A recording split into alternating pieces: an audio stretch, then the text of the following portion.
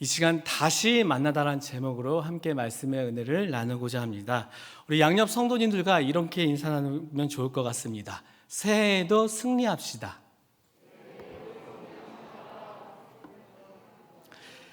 한 번만 다시 인사 나눌 때는요, 이렇게 한번 인사 나누면 좋겠습니다.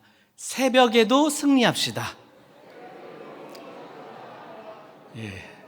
무슨 의미인지 아실 거라 생각이 됩니다. 2023년 드디어 새해가 밝았습니다. 새해 어떠한 일들이 우리를 기다리고 있을지 모릅니다.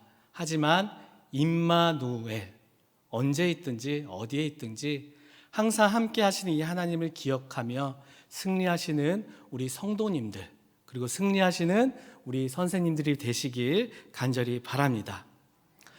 사람은 관계를 맺어가며 살아갑니다. 그래서 혹자는 사람을 사회적 동물이라 부르기도 합니다. 태어나면서부터 이 부모와 자녀의 관계를 맺는 것을 시작으로 살아가면서 친구와의 관계를 맺고 되고, 또 학교를 다니면서 교사와 학생과의 관계도 맺고, 또 함께 일하면서 직장 동료를 만나게 됩니다. 이렇게 하면서 관계를 맺게 되죠.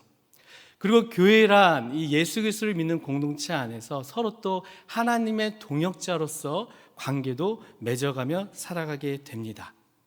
이 관계를 가깝게 유지하기 위해서는요, 우리가 중요한 것 하나를 기억해야 됩니다. 이것이 무엇이냐? 바로 만남입니다. 얼굴과 얼굴의 만남입니다. 자주 만나야지만 이 관계가 가까워지고, 자주 만나야지만 만나서 할 얘기도요 많아집니다. 오늘 본문을 보면 제자들을 만나러 온 한 사람이 있습니다. 과연 그 사람이 누구인지, 그리고 이 만남을 통하여서 어떤 일들이 과연 제자들에게 일어나게 되는지 이 시간 말씀을 통해 함께 살펴보고자 합니다. 오늘 본문은 하나의 사건의 이야기입니다. 이 이야기를 잘 이해하기 위해서는 이 이야기가 일어나는 전과 이 후의 상황을 좀 저희가 살펴보아야 되는데요. 먼저 본문 1절을 우리가 함께 읽도록 하겠습니다. 본문 1절입니다. 그 후에 예수께서 디베랴호수에서 또 제자들에게 자기를 나타내셨으니 나타내신 일은 이러하니라. 아멘. 본문 1절은 이렇게 시작하고 있죠. 그 후에. 예수님께서 십자가에 달려 돌아가신 후 제자들은 혹시나 자신도 예수님처럼 잡혀가서 저런 일을 당하면 어떡할까, 이런 염려에 빠지게 됩니다. 설마 했던, 그동안 믿고 따랐던 이 예수님의 자신의 눈앞에서 돌아가신 것을 경험한 그들은 감당할 수 없는 큰 두려움에 빠지게 됩니다. 하지만 생각해 보면 사실 예수님께서는 자신이 미리 잡혀가시고 부활하실 것을 말씀하셨었습니다. 그러나 그 누구도 현실, 눈에 보이는 이 현실에서 오는 두려움에 사로잡혀 예수님의 이전 말씀을 기억하는 이가 한 명도 없었습니다. 그때 부활하신 예수님께서 이 제자들에게 나타나셨습니다. 죽음에서 부활하신 예수님을 보고 그제서야 이 제자들 가운데 근심과 염려가 사라지며 그 가운데 기쁨이 일어나게 됩니다. 예수님께서는 기뻐하시는 그 제자들을 보시면 이렇게 말씀하십니다. 너희에게 평강이 있을지어다. 아버지께서 나를 보내신 것 같이 너희도 내가 나를 보내니라. 예수님의 부활 소식을 제자인 도마도 듣게 됩니다. 도마에게 부활하신 예수님을 봤던 그 제자들이 이렇게 말합니다. 우리가 부활하신 예수님을 보았어. 그런데 도마는 그 말이 도저히 믿기지 않습니다. 자신의 손으로 예수님의 그 손자국, 자신의 손으로 예수님의 그 창자국을 만지지 않고서는 내가 도저히 믿을 수 없다 말합니다. 그런 도마에게 예수님께서는 다가가 자신의 상처를 손과 만지게 하십니다. 예수님을 만난 기쁨에 도마는 그 감격을 감당하지 못해 이렇게까지 고백하게 되죠. 나의 주, 나의 하나님이요. 이 사건 이후의 이야기가 바로 오늘 본문의 이야기입니다. 부활하신 예수님을 만난 이 제자들입니다. 이 이후의 제자들은 과연 어디를 향했을까요? 본문 3절 상반절을 보면은요, 이렇게 증거하고 있습니다. 제가 읽겠습니다. 시몬 베드로가 나는 물고기 잡으러 가노라 하니 그들이 우리도 함께 가겠다 하고, 이들은 주님의 은혜를 경험한 사람들이었습니다. 심지어 다른 사람이 다 예수님을 버린다고 말할지라도 저만은 절대 그러지 않겠습니다 말한 이 베드로가 이 안에 있었습니다. 그런데 그 베드로가 먼저 무엇이라고 말하고 있습니까? 나는 물고기를 잡으러 가노라. 베드로의 이 말을 들은 다른 제자들도 이렇게 말합니다. 우리도 함께 가겠다. 지금 제자들에게 필요한 것은 예수님께서 말씀하신 그 사명보다 현실의 떡이었습니다. 사랑하는 성도님들, 우리에게는 사명이 있습니다. 예수님께서 우리를 복음을 듣게 하시고 제자로 삼아 주시고 제자로서 우리에게 주신 사명이 있습니다. 그리고 성도로서의 사명이 있습니다. 또 교사로서의 사명이 있습니다. 그런데 어떤 그리스도인들에게 사명은 나의 삶보다 우선순위가 밀리게 됩니다. 사명보다 실질적인 내 삶의 우선순위가 더 높습니다. 그러다 보니 우리 안에 부르심도 있고 그 부르심을 따라갈 만한 성령과의 만남을 경험했음에도 불구하고 우리의 눈과 관심이 이 사명보다는 내 눈에 보이는 이 삶의 현실을 향할 때가 많이 있습니다. 베드로와 이 제자들도 마찬가지였습니다. 그들은 부활하신 예수님을 만나고도 현재의 자신의 삶을 위해 물고기를 잡으러 나간 것이었습니다. 베드로와 도마의 행보를 보면서 아무리 사명이 있어도, 아무리 기막힌 은혜를 경험했어도 결국 소용없다는 것을 우리는 발견하게 됩니다. 여러분, 우리의 사명과 은혜는 아무것도 아닙니다. 좀 더 구체적으로 말씀드리겠습니다. 훈련되지 못한 육체와 정신을 가진 우리의 사명과 은혜는 한순간의 꿈 같은 것에 불과합니다. 그렇기 때문에 베드로를 비롯한 제자들은 바다로 고기를 잡으러 나간 것입니다. 그런데 예상치 못한 일들이 일어나게 됩니다. 이 가운데 다수의 제자들의 직업은 어부였습니다. 그런데 고기가 이상하리만큼 단 한 마리도 잡히지가 않는 것입니다. 그동안 자신의 경험대로, 자신의 생각대로, 자신의 전문성을 가지고 그물을 던졌는데 그들이 생각한 대로, 원하는 대로 잡히지가 않는 것입니다. 언제까지 이것을 반복했냐? 밤새도록 그물을 던졌습니다. 하지만 고기를 단 한 마리도 잡을 수가 없었습니다. 그물질의 피곤함에 눈이 새빨개질 만큼 밤 깊은 이 새벽에 마침내 예수님께서 그들 앞에 나타나십니다. 예수님께서 그들의 삶에 개입하십니다. 자신들의 생각대로 자신의 삶을 위해 예수님께서 부활하신 예수님을 만났음에도 불구하고 그 예수님에게서 멀어져 가고 있는 제자들에게 부활하신 예수님께서는 다시 찾아가십니다.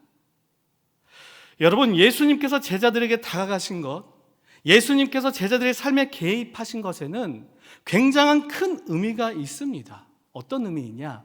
이 예수님과 제자들의 관계가 바로 보통을 넘어선다는 것을 의미합니다. 사람과의 사람의 관계가 있습니다. 일반적으로 모르는 사이면은요, 서로 간의 개입이 절대로 일어나지 않습니다.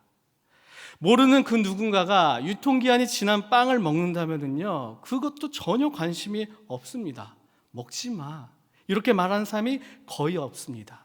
나랑 관계가 없는 삶이다 보니 어떻게 보면 당연한 반응이죠. 그런데 이 관계가 특별할수록 이 이야기는 달라집니다. 만약 여러분들의 친한 친구가 유통기한을 지난 빵을 먹고 있습니다. 여러분들의 자녀가 유통기한이 지나서 곰팡이도 약간 보일랑 말랑하는 그 빵을 먹고 있습니다. 우리 선생님들, 여러분들이 맡은 학생이 유통기한이 한 2달 정도 지난 뭔가 좀 빵빵해진 이 빵을 먹으려고 합니다. 어떻게 하시겠습니까? 그냥 보고만 있으시겠습니까? 괜찮아, 한 달밖에 안 됐네. 원래 이게 가장 맛있을 때 이 시간이 이 시간이지 먹어도 괜찮아. 과연 이렇게 보고만 있겠습니까? 어떻게든 막으려 할 것입니다. 왜 막으려 할까요? 관계가 있으니까, 관계가 가까우니까, 특별한 관계일수록 서로의 삶에 이 개입을 하게 됩니다. 예수님께서 이 제자들에게 찾아오셨다는 것, 부활하신 예수님을 만났음에도 불구하고 예수님께서 멀어져가는 이 제자들을 예수님께서 직접 가까이 가셔서 그 삶을 개입하셨다는 것 그 하나만으로도 예수님과 이 제자들은 보통 관계가 아니라 정말 특별한 관계라는 것을 우리는 알 수가 있습니다. 예수님께서 제자들에게 나타나셨습니다. 본문 4절 함께 읽어보도록 하겠습니다. 본문 4절입니다. 날이 새어갈 때에 예수께서 바닷가에 서셨으나 제자들이 예수이신 줄을 알지 못하는지라. 아멘. 참 아이러니하죠. 멀어져 간 그 관계를 회복하기 위해 예수님께서는 제자들에게 가까이 다가가셨지만 이 제자들은 그물질의 피곤함에 온통 고기의 시선을 빼앗겼기 때문에 바로 눈앞에 그 예수님이 계심에도 불구하고 알아보지 못했습니다. 이제 예수님께서 제자들에게 이렇게 말씀하시죠. 그물을 배 오른편에 던지라. 제자들은 이때까지 지금 말하는 사람이 누구인지 몰랐습니다. 믿져야 본전이라는 이 마음으로 제자들은 예수님의 말씀대로 그물을 던졌고 그 결과는 우리가 알고 있는 것처럼 많은 고기를 잡게 됩니다. 기적을 만나게 되죠. 그제서야 이 제자들은 옆에 있는 그 사람이 예수님이라는 것을 알아보게 됩니다. 성도님들, 어찌 본다면 이 제자들의 모습이 오늘 우리의 모습일 수도 있습니다. 예수님께서는 지금 우리와 너무나 특별한 관계이기 때문에 우리를 향하여 늘 한 걸음씩 가까이 다가오셔서 우리의 삶을 개입하려고 하십니다. 그런데 우리는 어떤 반응을 보입니까? 가까이 온 그 예수님을 알아보지 못합니다. 온통 내 시선이, 온통 내 관심이, 온통 내 마음이 내가 원하는 것에 있기 때문에 내가 원하는 것이 이루어진 후에야 주님을 발견하게 됩니다. 그러나 그럼에도 불구하고 예수님께서는 포기하지 않고 우리를 향해 한 걸음 한 걸음씩 다가오십니다. 지금 이 순간에도 예수님께서는 우리 곁에 다가오셔서 역사하고 계십니다. 믿으십니까? 예수님의 말씀대로 제자들은 이 그물을 배 오른편에 던졌습니다. 그리고 한 마리도 잡지 못했던 그 시간을 벗어나 그물을 들기 어려울 만큼 많은 고기를 잡게 됩니다. 그때였습니다. 옆에 있던 제자가 이 베드로에게 말합니다. 주님이시다. 제자들이 드디어 예수님을 알아보기 시작합니다. 자신들이 그토록 원하던 물고기를 잡고 난 이후에서야 내 눈에 예수님이 들어오게 됩니다. 그런데 갑자기 베드로가 좀 이상한 반응을 보이게 됩니다. 주님이시다는 그 말에, 내 앞에 있던 그 사람이 예수님이라는 그 말에 겉옷을 두르고 바다로 뛰어들입니다. 왜 베드로가 이 바다에 뛰어들었을까요?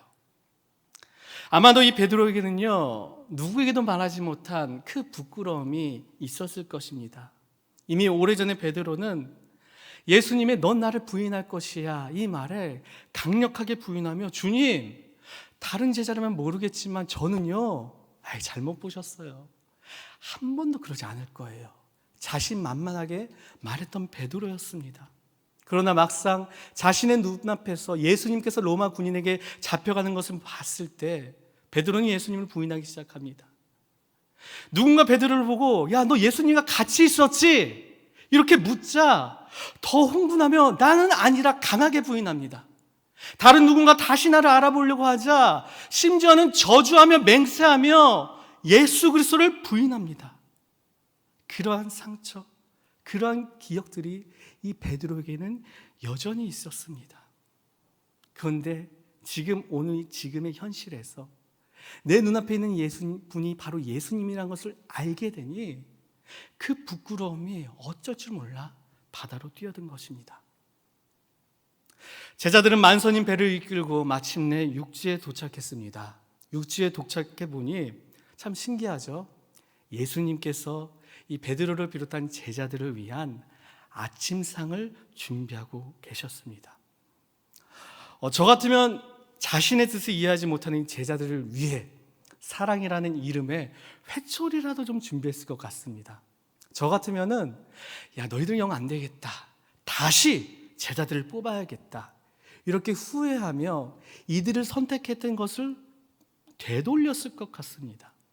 하지만 예수님께서는요, 밤새도록 아무것도 먹지 못해 비록 예수님의 이 명령을 어겼을지라도 허기졌을 이 제자들을 위해 아침 밥상을 준비하셨습니다. 수고한 제자들을 위한 밥상, 이것은 그래도 괜찮다라는 이 제자들을 향한 예수님의 메시지였습니다. 이어서 예수님께서 이 제자들에게 이렇게 말씀하십니다. 지금 너희가 잡은 그 생선을 좀 내게 가져오라. 이 말을 들은 이 제자들의 마음은 어땠을까요? 예수님께서는 이 제자들을 사람 낚는 업으로 세우셨습니다. 하지만 제자들은 예수님이 잡혀간 이후로 두려움에 빠져서 사람을 낚는 업으로 사는 것이 아니라 고기를 잡는 업으로 살아가고 있었습니다. 부활하신 예수님께서 그들에게 찾아가 너에게 평강이 있을지어다, 다시 한번 내가 너희를 이 세상에 보내노라 사명을 다시 주셨지만 그 말씀을 듣고도 불구하고 제자들은 또다시 고기를 잡으러 나갔습니다. 이상하게 고기가 잡히지 않았고 예수님의 말씀대로 그물 던져 잡은 것이 지금 이 제자들 손에 가득 있는 물고기입니다. 비록 물고기를 잡게 해주신 분은 예수님이었지만 이 물고기는요, 제자들에게 어떻게 본다면은 자신들이 사명을 잊고 있는 하나의 증거, 자신들의 부끄러움이기도 했습니다. 이 물고기는 제자들에게는 한편으로 보면 자신들의 배를 채워줄 음식이기도 했지만 한편으로는 내가 사명을 잊었다는 그 증거이기도 했습니다. 그런데 예수님께서 그 물고기를 가지고 오라고 말씀하십니다. 이미 밥상에는 생선이 놓여져 있었습니다. 그럼에도 불구하고 제자들을 향해 예수님께서는 너희가 잡은 그 물고기를 내게 가지고 오라 말씀하십니다. 그렇다면 왜 예수님께서는 제자들에게 이 물고기를 가져오라고 하신 것일까요?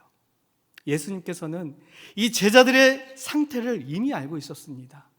제자들의 약함, 제자들이 하나님의 말씀대로 살지 못했던 그 부끄러움에서 오는 약한 모습들, 내가 제자로 부르심을 받았음에도 불구하고 여전히 예수님을 떠나 있었다는 그 기억, 그 자책에서 오는 상처, 부활하신 예수님을 여러 번 만났음에도 불구하고 여전히 자신들의 삶은 물고기가 없으면은 내가 너무나 불안해, 지금 당장이라도 이 물고기를 잡으러 가야 해, 이런 약함에서 오는 상처, 이 상처들을 예수님께서는 알고 계셨습니다. 여러분, 예수님의 관심사는 자신이 불러 세우신 이 제자들의 성공에 있지 않았습니다. 제자들이 내가 이제 불렀으니까 얼마나 예수님의 명령을 잘 지키냐, 이것은 예수님께 있어서 두 번째 문제였습니다. 얼마나 멀리 가서 얼마나 많은 사람들에게 예수님을 전하느냐, 이것은 예수님에게 있어서 두 번째 문제였습니다. 예수님의 첫 번째 관심사는 먼저 제자들의 영혼에 있었습니다. 그래서 예수님께서는 이 제자들을 배려하며 직접 아침상을 차려주시고 그들이 예수님 앞에 꼭꼭 숨기고 싶었던 그 부끄러운 물고기를 내게로 가지고 오라 말씀하신 것입니다. 물고기를 끌어올리는 제자들에게 이제 예수님께서는요, 그만하면 됐다, 이제 와서 나와 함께 아침을 먹자 하십니다. 제자들은 자신의 삶에 자신들의 배고픔을 해결하기 위해 물고기를 잡으러 나갔었던 것이죠. 하지만 자신들의 힘으로 이 제자들은 아무것도 할 수가 없었습니다. 그런 그들에게 예수님께서는 그들의 손이 아니라 예수님의 말씀으로 물고기를 잡게 하셨고, 배고파 있는 그들에게 예수님께서는 손수 이 밥상을 차려주셨습니다. 예수님께서는 이 제자들의 영혼을 살리기 위해 먼저 제자들을 먹이셨습니다. 사랑하는 성도님들, 우리가 믿는 예수님은요, 이처럼 우리의 필요를 외면하시는 분이 아닙니다. 우리가 상상치도 못한 수많은 다양한 방법으로 우리의 필요를 채워 우리의 영혼을 살려주시는 분. 그래서 우리에게 주신 사명을 감당할 수 있도록 내가 비록 넘어지고 쓰러지고 포기했을지라도 우리를 다시 일으켜 세워주셔서 그 사명을 감당할 수 있도록 만드시는 분, 그분이 바로 우리가 믿는 예수님입니다. 말씀의 결론입니다. 오늘 본문의 사건은 제자들이 부활하신 예수님을 만나기 전에 일어난 일이 아닙니다. 마지막으로 본문 14절 우리가 함께 좀 읽어보도록 하겠습니다. 14절입니다. 이것은 예수께서 죽은 자 가운데서 살아나신 후에 세 번째로 제자들에게 나타나신 것이라. 아멘. 오늘 본문의 사건은요, 몇 번째 일어난 일이라고 말하고 있죠? 부활하신 예수님을 세 번째 만난 이후에 일어난 일입니다. 이처럼 제자들은 연약했습니다. 여러분, 우리 또한 이 제자들의 사건이 본문의 현장에 있었더라면은 과연 어떻게 행동했을까요? 물고기를 잡으러 가는 이 베드로를 말리며, 야, 어디가? 네가 그래도 우리 제자들 가운데 그래도 리더인데, 부활하신 예수께서 우리가 만났으니, 우리가 보았으니, 우리가 만져봤으니 듣지 못한 사람들에게 알리러 가야지. 과연 이렇게 말할 수 있는 분이 몇 분이나 있겠습니까? 아니, 어쩌면 이 가운데서는요, 베드로보다 앞장서서 베드로보다 물고기를 더 많이 잡아야지, 이렇게 더 먼저 가시는 분들도 있을 것입니다. 이 본문의 제자들처럼 어찌 본다면 우리도 너무나 똑같이 연약한 존재입니다.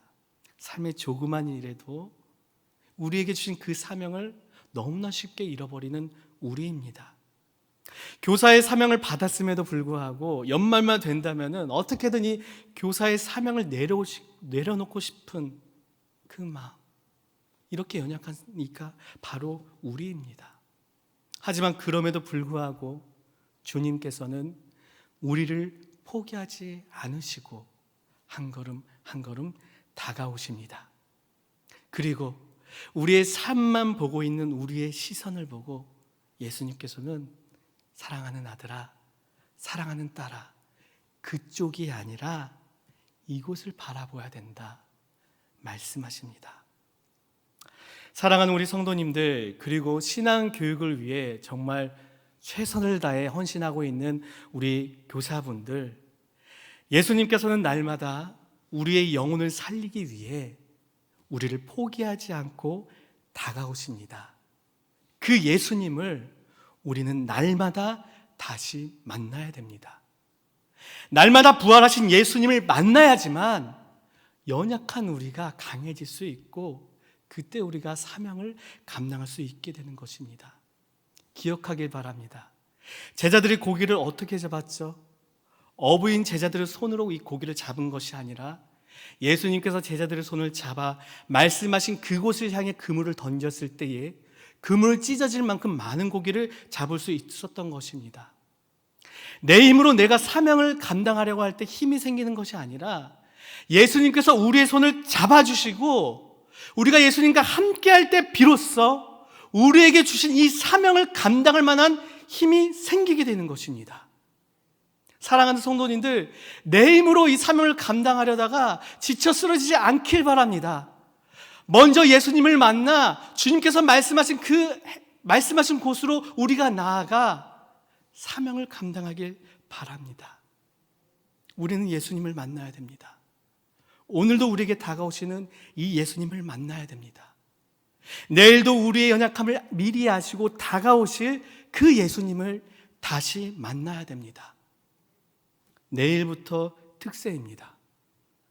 교육위원회 헌신 예배 바로 다음 날 특세입니다. 저는 솔직히 우연은 아니라고 생각을 합니다. 우리를 다시 만나기 원하시는 주님의 초청이라 저는 믿습니다.